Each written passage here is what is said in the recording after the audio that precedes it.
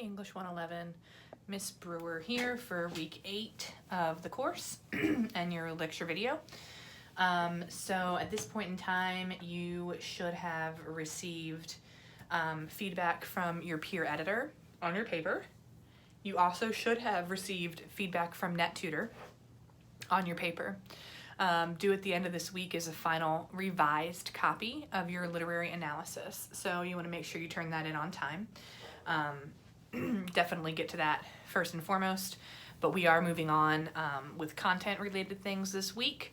So we have a quick lesson on argument because this will be your next paper and your final paper for the course. So we're moving away from literary analysis and we're moving into presenting an argument in a paper. Most students enjoy this assignment far more than they did the literary analysis, which completely makes sense. Most of you are not going to be English majors, but it is an English course, so literature is required. So we're going to move into now something that might be a little more interesting to you as you get to select your topic for this paper with some parameters. So what I'd like for you to do is just to go ahead and make sure you have Moodle open as I go through the information for the week, and you don't have to look at me, you can listen to me. So the first thing that you see listed here is your PowerPoint presentation on ethos, pathos, and logos, and I just want to talk to you a little bit about that. Okay, so Aristotle was basically a dude that did everything. Okay, so he was a true Renaissance man. And he has a definition of a rhetoric of what makes up argument, and that would be ethos, pathos, and logos. And so that's kind of what we use to define different types of persuasion. Okay, so we're looking at rhetoric here, and rhetoric is simply the language that you use to persuade. Okay, the goal here is to change others' point of view or to make them take action. So there are 3 ways that you can do this. The first is logos, which is using logic or facts or things of that nature. The second is ethos, which is presenting yourself as an ethical individual who people should listen to, using your ethics or whomever is speaking, the ethics of that person, presenting the information. And then pathos, which is playing to the emotions of whomever you're trying to persuade.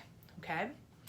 So these 3 types of persuasion, we are not going to use them all. You just need to know what they are. And we are actually going to be focusing on logos. So logos is an argument based on facts, evidence, and reason. And you guys are going to be researching a topic, and with that topic, you are going to argue either for or against it, using only research, evidence, facts, and statistics and things that you find in articles from the LRC. So that's really important. You will not be using ethos. It doesn't matter what you think or you feel about the topic. It will not matter about pathos. It doesn't matter. You're not trying to persuade anyone, okay? You're not giving a persuasive speech. You're not writing a persuasive paper. So you are solely focusing on the logos, all right, of this for the paper, all right? But just understand the difference between the 3, and it's very easy to remember. L, logos, logic. E, ethos, ethics. P, pathos, passion, our emotions, okay? So those letters correlate, okay? I have some examples in here. They're written examples. So for the logos example, if you click on that, you'll see that they're essentially using logic, all right? People based on their own experiences and the logic behind it for whether or not they need male, female bathrooms and Delta on the flight. For ethos, all right, you have a person who is using themselves as an example, saying that they are an expert. So you have a woman who is disabled talking about the use of the word cripple, and she says she gets to decide how it's used because she is actually someone who is disabled. So she has that ethos that she's a person who knows about it. And then of course pathos, you have an example from Winston Churchill, And here he's using this repetition of charged words to ignite a passion in his audience, okay? So he keeps repeating "we shall," and he keeps repeating "fight," okay? Trying to get his audience to passionately reply and then in turn act, all right, in supporting the war. So just kind of, real quick review there for you of those 3 terms. Again, what are we using for the paper? The paper we are using Logos, and I'm going to talk about that next week, okay?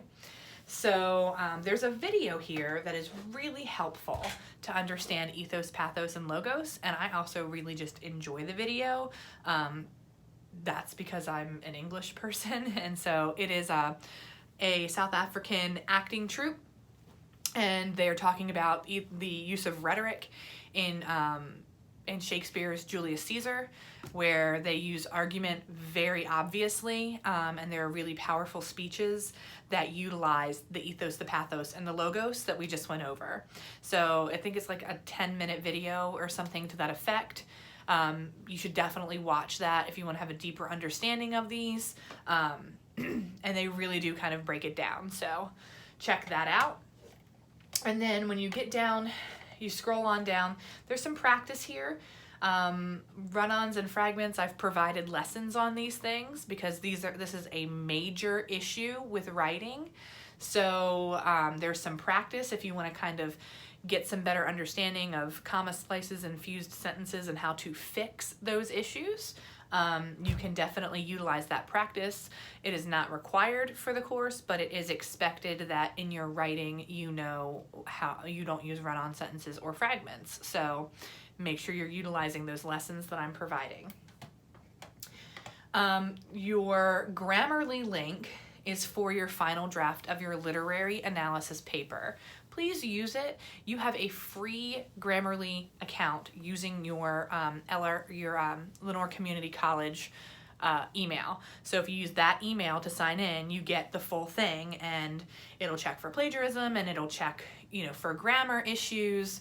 And Grammarly's great because if you're someone who doesn't really understand the grammar behind or the reasons behind grammar rules, it explains it when you have issues in your writing. So you can see where you're doing it, and they'll explain how to fix it. So it's really beneficial for you to improve your grammar. Utilize this service. And make sure you submit there. I'm scrolling past Journal 8 because I'm going to come back to that. I'm going down to NetTutor feedback. Do be sure that you upload the PDF of your NetTutor feedback. This is a completion grade. So by uploading it here, you're getting a 15 out of 15, an A. So please don't skip that. That's a really easy A in your literary analysis category. So it's a very important completion grade. Don't miss it. And then you're going to upload the final draft of your literary analysis essay. Make sure that that's done by Sunday. Make sure that you have received edits from a peer, edits from NetTutor, use Grammarly, and make revisions to it before you submit the final draft to me to grade. All right, now I'm going to go back. So after you've watched your argument video, we are going to begin researching for an argument essay, okay? What I want to know is I want you to tell me an issue that you feel very passionately about. This is what you're writing about in your journal, okay? So what issue do you feel passionately about? Why is the issue important to you? Are you for or against the issue? And why do you think it's important to write an argument essay about this issue? Okay, that's what I want your journal to be about. It's a pretty important journal, okay? It is very important that you cannot choose abortion, immigration, or gun control. So I won't read papers on those issues. There's reasons for that. So the first reason, abortion, we have a student example we're going to look at. So I don't want you guys doing that topic. Also, often argument for or against abortion is related to belief, which is not in Logos. So we're not going to go there. With immigration, it's a very hot topic, and I've read a couple of papers about it, and it is off of the plate now. We're not doing that anymore. Some of the papers that I've gotten I've had some conversations with students that was not the most comfortable, so I'd rather you didn't write about that. So that's a banned topic.